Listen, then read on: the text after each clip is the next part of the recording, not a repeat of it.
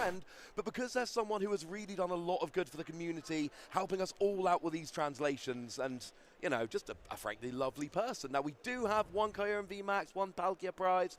Bryan, nothing major. I don't think there's anything too bad in the prizes, so we are off. And it looks like Bryan is going to be going first here with a comfy in the active. No, Antoine's going to be going first here. And we do see a turn 1 Capacious Bucket. Going to get a couple of water energy out, so they're onto a... It's a good card you want, turn 1. Battle VIP pass as well, and we're talking about a good turn. Yes, we really are. And important to remember, Bryan de Vries as well, Antoine's opponent, a very, very decorated player in their own right. Is so several top 32s, top 8s, top 4 finishes at various regionals and international championships. Insanely skilled player. Oh, yeah. I mean, we're looking down the list of accomplishments now. Top 32 at North American Internationals last year. We've got a 2nd place at the Internationals in Sao Paulo in 2019. 2nd place at an international championships. Nothing to sniff at. This isn't just a case of getting a player we want on stream. This is 2 very good players with phenomenal resumes playing a winning in at the first European regional of the tournament. This is a kind of game we are dreaming of being able to put on stream. This is a good one. Yeah, and honestly, if what we've seen so far is anything to indicate, I think that Antoine's success over in Japan is going to translate over here and then some, because I mean already we're seeing Antoine in a winning in for day 2 of regionals here at Lille. Yeah, had a pretty good showing day 1 of Worlds. Did not quite make day 2, was 1 win away in the end, but a pretty good showing kind of for the first World Championships in which they competed. So we're starting off here. We've got that Rotom phone, able to stack the top of the deck, look at the top 5 cards, put the cards you want on top there. And obviously a really good card that combos with your Glaciate the World from Kyurem VMAX. Not using that right now, but it's still a consistency card in the early game. We do see an energy attachment to Kyurem, but there's not much else going. It's not an ideal start, and now Bryan is trying to, we've clearly got the Lost Zone Giratina build here. Oh, and we do have a turn 1 VIP pass, so Bryan is off on one here. Yeah, you love to see it if you're Bryan. Not so much if you're Antoine, of course. You don't want your opponent to have a great setup, especially when your turn 1 was just attach an energy and pass. But Bryan is going to get himself going very, very well here. So going to look through the deck and see what is the best option to go for here. Looks like eyeing up that Radiant Greninja potentially. We have seen so often that's been a crucial key early game card just to get energy in the discard pile and draw more cards. But it looks like not even bothering the Giratina, just going straight for another Comfey and the Radiant Greninja. Yeah, we're going full consistency here with Bryan. We've got 2 Comfey on the board. We've got Radiant Greninja. Of course, Comfey's not just consistency. It's also, as we've been talking about, so we've seen a lot of Giratina today. It's trying to make sure we got those cards in the Lost Zone so that we can activate those cards like Mirage Gate, like Sableye, like Cramorant, and a 2nd turn 1 VIP pass. Wow. That is not necessarily fair, but Bryan has had a very good start. I imagine that was drawn off of the Greninja. Yes. And this is why, and Bryan's playing brilliantly here, it's why you get the Greninja, it's why you get the Comfey. Paid off beautifully. Now we do have the Giratina and we've got the Cramorant. We've not seen a supporter yet. If we see double Comfey and a supporter being Chorus's Experiment, we could see a turn 110 with Cramorant fairly easily here. We could, and Antoine's probably looking at this and thinking, oh my goodness, why me? Yeah, it's not, we've seen these Lost Zone decks. They can absolutely pop off, and that is exactly what seems to be happening here. Bryan has had an amazing start. We haven't actually seen any Comfey being used yet. There's no cards in the discard pile, in the Lost Zone, but that's not the end of the world here because you've still got them to use. They are still absolutely, they're on board at this stage. Yeah. So, no, this is... Carry on. Yeah, so because we talked about Bryan's achievements more specifically, I want to do the same with Antoine. We mentioned earlier about how ridiculously difficult the Japanese tournaments can be. Antoine finished 4th at the IG Champions League. And we've talked earlier about what the formats of those tournaments are, and it is very different. It is grueling, to say the least. So even, just one such good finish at one of those tournaments is an insanely good accomplishment. Antoine did also make top 16 at Japan Nationals one year, and then had to drop to going at a vaccine. So actually, could have ended up, that was the tournament where Malamar got big, could have ended up winning that whole Japan Championships, dropped because something more important was going on. But we do see the Cramorant coming in the active. Bryan here has got 4 cards in the Lost Zone. It's exactly like we were expecting. Gets 110 down. Antoine at least now does get that Radiant Greninja down. Yep, it's true. Loses a water energy to draw a couple of cards. So here, yeah, this isn't bad. This isn't bad at all. Now we see Melody as well. Now this is crucial because now with the Melanie on there, we can get a third energy as a manual attachment, and we could just see an attack either with Cramorant or with the Cramorant VMAX, Kyurem or the Kyurem VMAX. So that Melanie was that missing piece to make sure we got an attachment. There is the Kyurem, and of course you've got the ability there, which might mean you don't even need to get an energy out the deck. Yes, and that's... although we do. No, obviously we do all the same. But that is now free energy ready to go on the Kyurem VMAX. So that is a, almost out of not quite out of nowhere, but, a Kyurem VMAX ready to go and attack, and just going to take the KO on that Cramorant and take the first prize of the game. This is a very, very important turn, because this is the turn where Bryan could potentially go VSTAR to Giratina, Mirage Gate, attack for turn, attach for turn, KO. Now, at the moment, there's only 4 cards in the Lost Zone. We would need 3 cards in the Lost Zone in order to get Mirage Gate on the board. We're not there yet.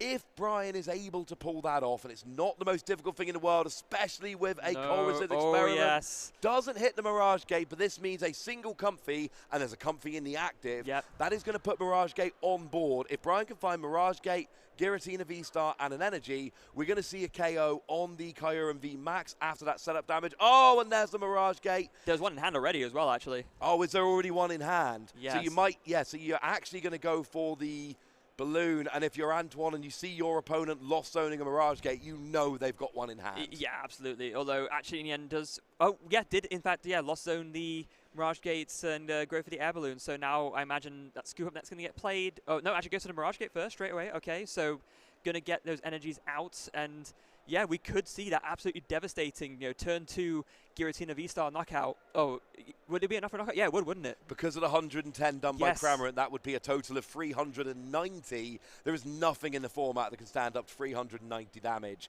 So this is basically a very pivotal turn. If Antoine's Kyurem can survive this turn, then they've got a decent chance left in this game. If Bryan is able to get this Giratina... He has it.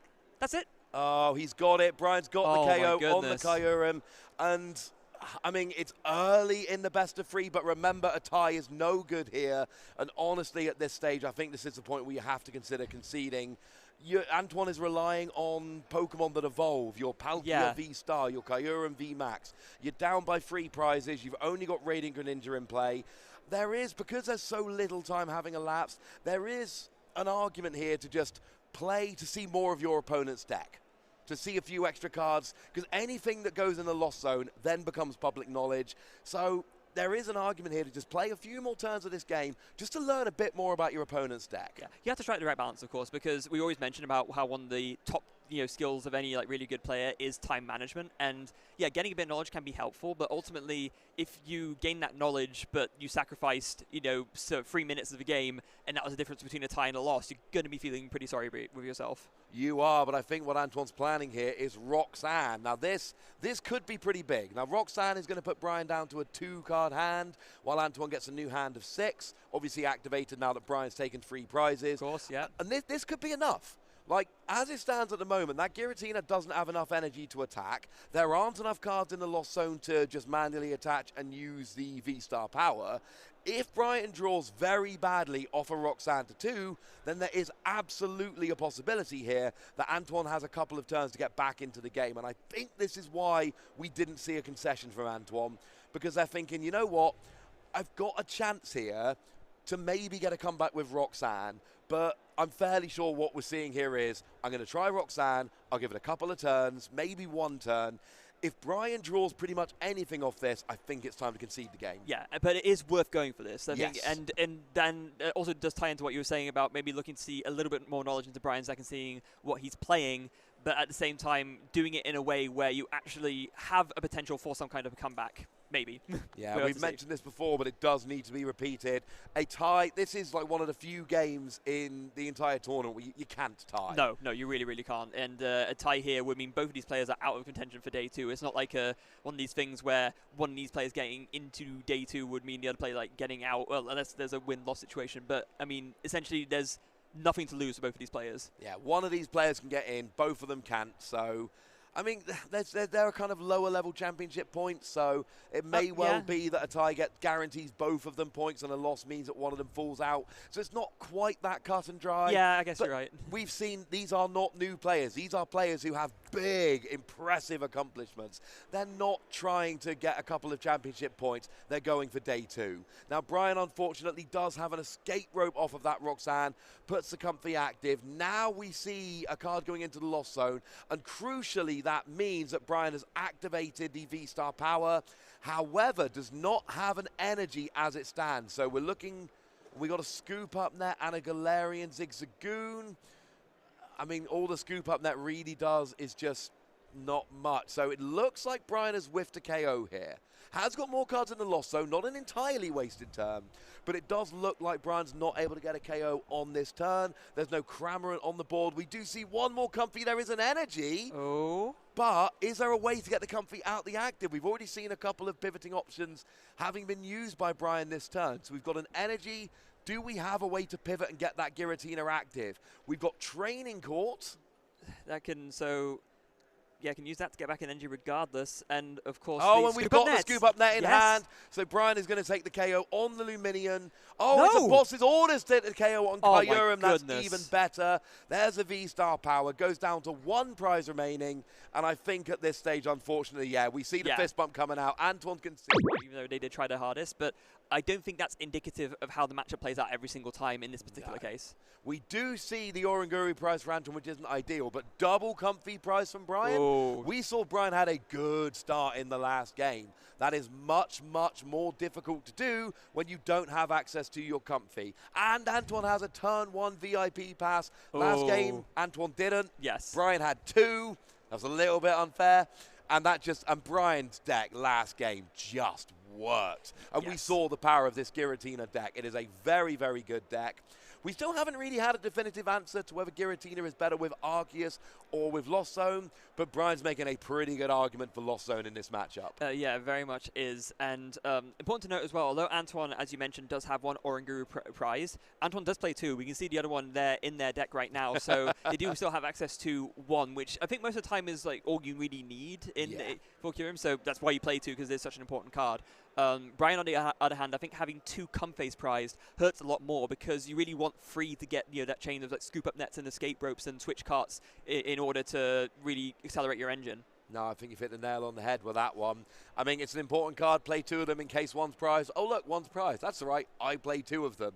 It's awkward. You can't play extra copies of everything. So there's always that decision to be made. Which cards get that extra slot in the deck? Which ones? And I'll be honest with you, Kyurem's ability being so good at accelerating energy is just, you need the Oranguru to guarantee it. Now, here's an interesting choice from Antoine.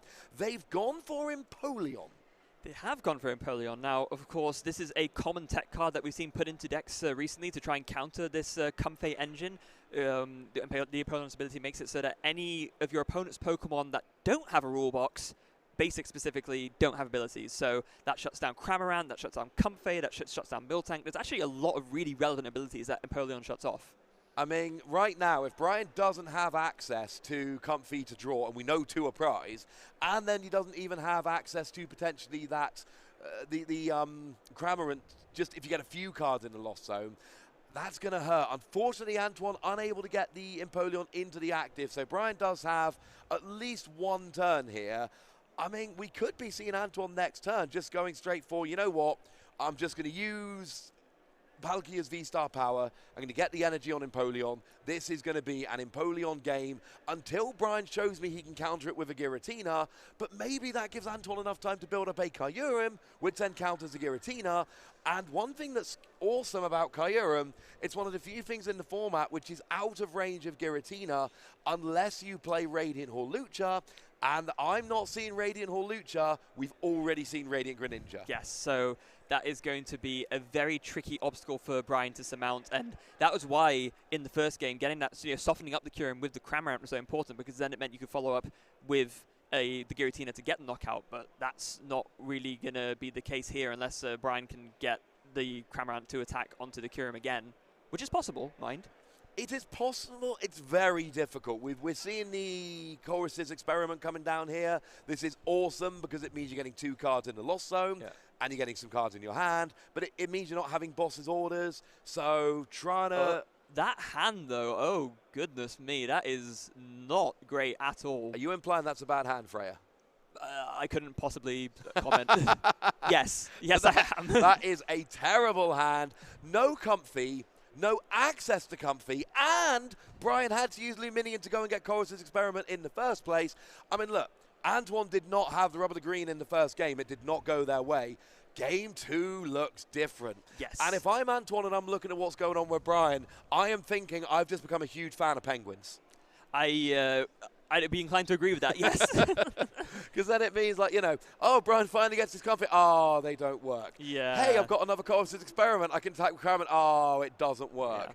Yeah. And Luminion has been used. So at this stage, Empoleon is basically putting Bryan into top deck mode, but we would need to get the free energy on there. It's possible with a combination of Kyurem and VMAX, which you've got to imagine is what Antoine's going for here, and the VSTAR power, but it's not a given. Oh, it's a Crobat, actually. So, okay. Similar kind of thing. Not one we always see in these Kyurem decks, but really good for getting that extra draw. Yeah, I think that extra dig makes it sort of worth the include, I think, and especially, boss's orders! I love this. Wow, so taking 2 prizes on Luminion as well, just really eliminating Bryan of completely of... well, less eliminating him of options, but more just like taking a more immediate prize lead.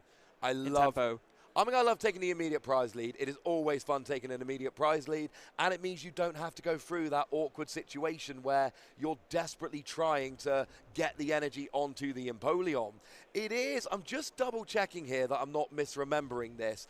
Luminion does have an attack with a water energy, and there is water energy in Bryan's deck. Does 120, puts Luminion back in the deck. It's a long shot, but now Antoine said, well, bit longer shot now, it's in the discard pile. Yeah, although to be fair, if Antoine KO'd the Cramorant and then Bryan de Vries used the Luminion's attack, the shuffle into the deck is mandatory. So if Bryan didn't draw another Pokemon, he would lose the game. Well, I'd like to think he'd put another Pokemon down before doing it. No, but there weren't any in his hand. Like, literally, Bryan just drew a quick ball for turn. He did. He went and got the Radiant Greninja, discards an energy to draw 2 cards. Bryan is in desperation mode here. We've got Mirage Gate and Boss's Orders. Those are not great. You can use Boss's Orders to try and buy yourself a turn, try and strand something active that's not doing a huge amount of good. But Antoine's got active to that Star Portal, which can get some energy on. So we do see that coming down. It is for the Kyurem VMAX, but there is a way that Antoine can just get the energy on Kyurem here and go, nah, I'm good. Yeah. And I mean, really, ideally, Antoine, they would have liked to do is retreat the Palkia, go into Empoleon, Star Portal all the energy back, and then attack his move Empoleon and really completely lock Bryan out of the game. But instead, it looks like it's going to be an Irida, so going to be able to search for a water Pokemon and an item. I'm going to go out on a limb, yes. Escape item. rope, Oh, yeah. I love escape rope. This is one of the cool things escape rope does. It forces your opponent to switch their active Pokemon with one of their bench. It gives a choice to your opponent. But in situations like this, where your opponent only has 1 bench Pokemon, it's actually double cross switcher. Yeah, it's basically as good as Boss's Orders, right? It lets you do the switching, but it also it's better than Boss's Orders because you get the switch and the gusting, and you don't use a supporter for turn. It's so good. So no, I love this. I think Antoine going to get that escape rope's fantastic.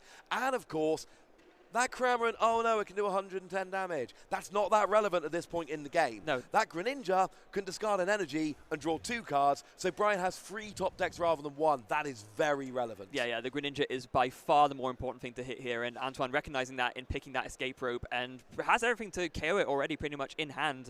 Is not going to survive an attack from this Palkia. There could be a consideration to maybe go for an attack with the Empoleon as well, and maybe that is what Antoine's going for actually. I love this play because now you're getting rid of the draw engine with Greninja and you're turning off Cramorant. And let's face it, Bryan's best way into this game is still probably comfy into comfy into comfy into comfy. Now we know 2 a prize, that's really awkward. Bryan has not actually selected a single flower in this game. No. That is not how this deck is. Basically, in game 1, we saw the best of Bryan's draw engine and it was a beautiful thing to behold. In game 2, we've seen the worst of Bryan's draw engine and it is ugly. It really, really is. And now in comes the Star Portal from Antoine, going to be able to attach 3 energies from the discard pile to whatever way they like, and just going to whack them all straight on that Empoleon. Yeah, and Empoleon is now going to go and get a KO onto that Greninja. It's going to, and I love the extra energy. We saw there was more on there than we needed, but it's because you've got to move energy from Empoleon when you attack. Now Antoine doesn't need to top deck, and we see Bryan conceding here, and we are going to get an actual best of 3. In the last round of Day 1 Swiss here in Lille. 1 comfy prize for Bryan. Antoine does have their Greninja prize. Ooh, not great. Which is not ideal. And again, an Oranguru, but we know that they play 2, so that's not the end of the world. Bryan's prizes aren't great. That 1 comfy prize is a pain, but it's a turn 1 battle VIP pass. And that seems to be the difference. I mean, we can reduce this down to the player that hit battle VIP pass turn 1 has won every game in this match so far. Yes, so I guess if they both hit it turn 1, then we'll maybe see a little bit more of a back and forth kind of thing going on. That's what I'm hoping. Now, interestingly enough, we see a Radiant Greninja and a Giratina hit the bench. Okay. There's no comfy yet, but one of the things that Bryan needs to bear in mind here is that he might not potentially have access to switching cards. And if you don't have access to switching cards, comfy becomes a lot less good of an option. Now, there is a scoop up net in hand, but that's not going to do any good to get Luminion out the active. And there is an escape rope, so Bryan does at least have options here. Yeah, Bryan does have options here, and of course the capture energy kind of serves a really nice double purpose here in the sense that you don't really want to be attaching to Luminion most of the time in this kind of deck, but getting the capture energy on it means you get something out of the deck onto your bench, and it is also the energy you need to retreat into the Comfey to start your chain of flower selectings going. Yeah, it's always a fun thing to be going on there. Yeah, I love this. This is really, really good. And now you can use your escape rope. You can use your scoop up net. And, I mean, there's a potential for another Battle VIP pass on turn 1, but then that scoop up net's really good for reusing Comfy. So that's why we see Bryan put those cards down and have a think.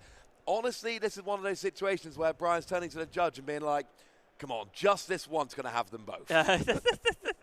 Sadly, that is not how it works. But got to Veloso one of them. But I think, and yeah, I think this is the correct decision here. We see that Bryan already had another scoop up net in hand. So considering that, gaining the second Battle VIP pass is absolutely the correct move. Yeah, I love this. You get an extra couple of Pokemon. Obviously, was never going to keep them both. You're not allowed to do that. 1 in the Lost Zone. And, of course, you want cards in the Lost Zone. So we got Cramorant, we got Comfy. And basically, outside of that Luminium with which Bryan was forced to start, they've really got the perfect setup here. Yes. They have literally been able to cherry-pick basics from their deck. This is the exact setup they want, bar the Luminion, obviously. And this has been a good start. Antoine, I'm slightly worried that they have prized their Radiant Greninja. That is pretty important in terms of drawing extra cards. But we're still in a decent position here. Yeah, we very, very much are. Yes. So Bryan, looking at the options available to him right now, we do see sort of a plethora of useful things. You see like a Snorlax is an attacker that doesn't necessarily get used in every single matchup, but is very useful in the ones that it is relevant. Another scoop up net as well, so oh no, that was in a discard pile, excuse me, so never mind that. Looks like Bryan's content to sit on this for now and just pass. It's not a bad start, 2 cards in. Bearing in mind it was turn 1, you couldn't play a supporter, you couldn't attack. Bryan's got the perfect bench outside of Luminion, and we've got 2 cards in the Lost Zone. Antoine also going for a Luminion here, and didn't start with it, but they've decided, you know what, my hand isn't good enough. I'm going to play Luminion, I'm going to search for a supporter card, and I'm going to frankly get a better card. One thing we did see in Game 1, Antoine used that Luminion to get Roxanne at the perfect time.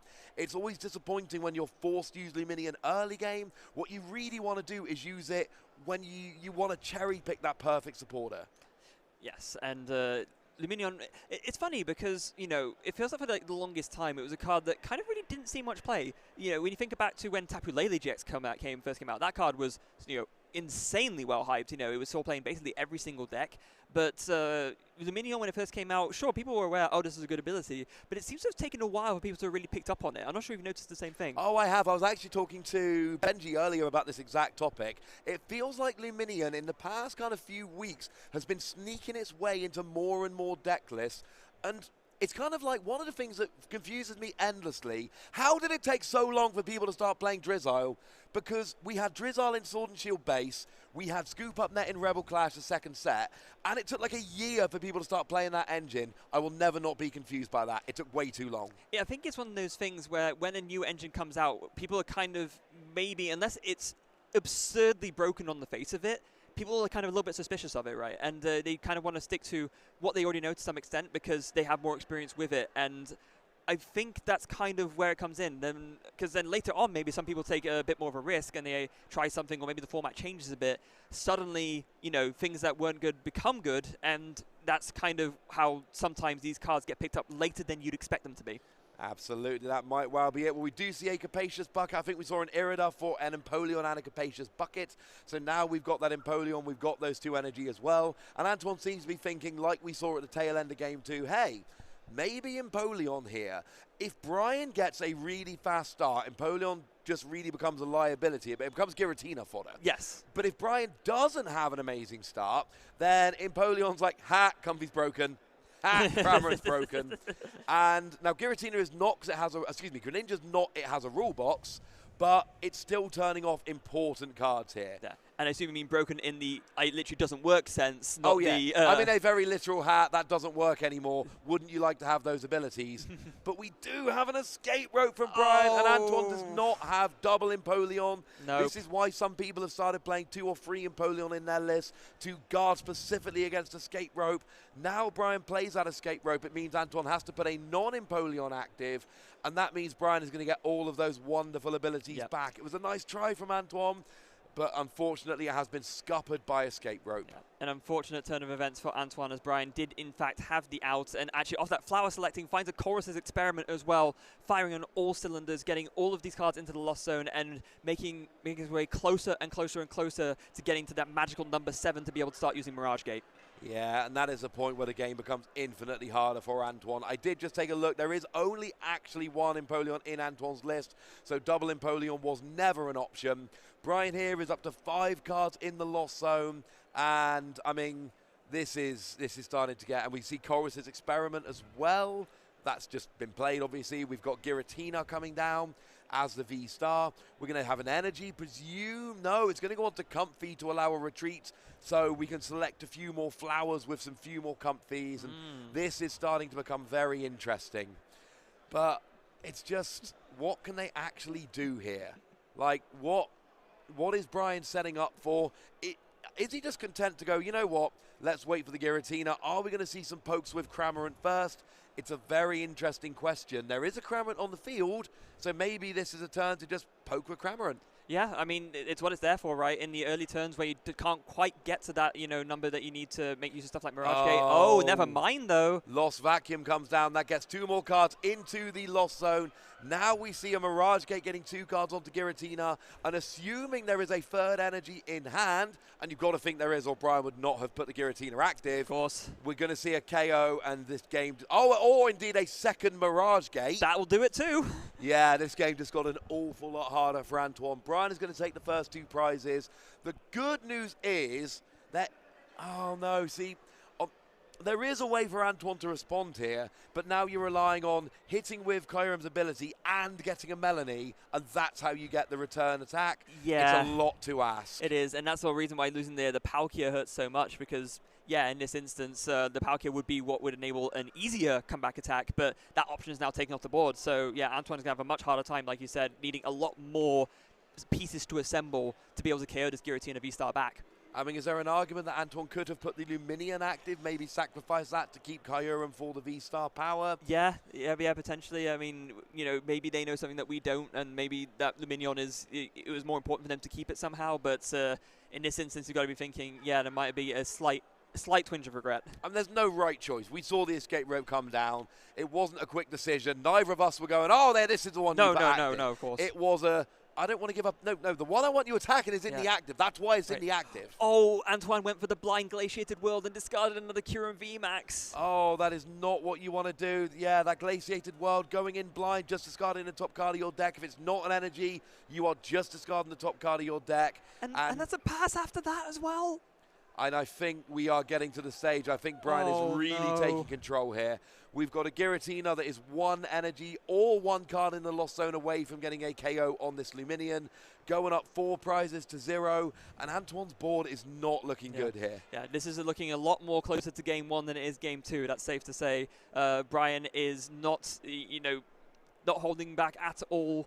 Able to just continue on with this chain of attacks. And now I think almost to the point where with this chorus experiment, it's going to be 10 in the Lost Zone now, so can even go for the Star Requiem to get a KO instead of and save the energy for the last Lost Impacts to take the last prizes.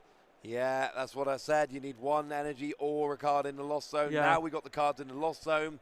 And this really does seem like Bryan has got this game sewn up at this stage. We're going to see a KO here onto the Luminion, and then it's just going to take an energy next turn to KO anything. I suppose it won't quite KO the Kyurem.